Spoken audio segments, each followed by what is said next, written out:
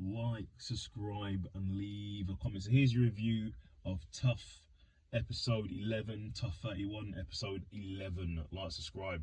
So this whole show is about Kurt versus Jason Knight for the semi-finals.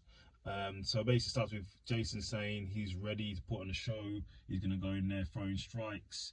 He's not going for wrestling. He's going to be striking only. Both Jason and Kurt basically agreed beforehand it's going to be a striking match. They're going to use no wrestling. They're going to go and try and put on a show for everybody. And they want their fight count to be at least 500 strikes thrown is what they're looking for. So both have basically agreed to stand and bang. Then we go to Jason and Kurt basically training with Michael Chandler. Both obviously getting prepared for this war. It's going to be a war of attrition because both are strikers and they like to, you know what I mean, engage and throw down. So both are talking about having a war and standing and banging and not backing down and not going for wrestling. So that's basically the gist of most of this show. Michael Chandler gives his thoughts on the two, who's got advantages, what people got, what advantage Kurt has got, what advantage Jason's got. So Michael Chandler sort of gives his synopsis and his analysis of both the fighters going into it. But he said obviously with all these fights he's not going to be coaching anybody. He's just going to be there to hand the water and honestly tell them who won or lost whatever round. Then we have the coaches challenge, which is an ice bath plunge trivia. Which was 3 rounds. They basically got to answer questions around about the UFC. That was the first 2 rounds. So round 1, Connor won round 1 asking questions on UFC trivia.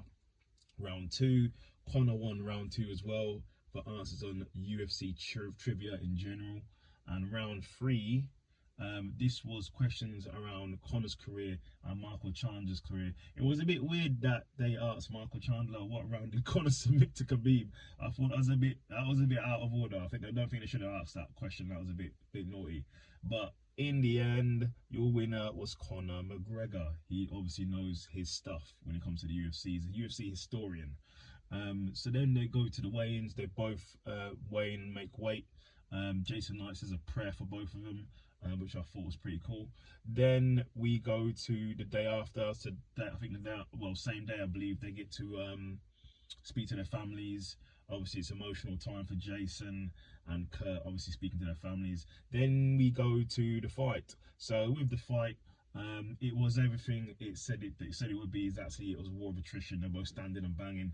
Kurt seemed to be on. His strikes seemed to be connecting better. He seemed to be moving better, and he was pressuring Knight for the whole thing and landing some really good punches.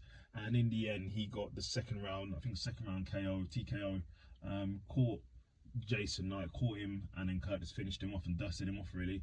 So yeah, great win there by Kurt. So yeah, great stuff. And yeah, that's your review.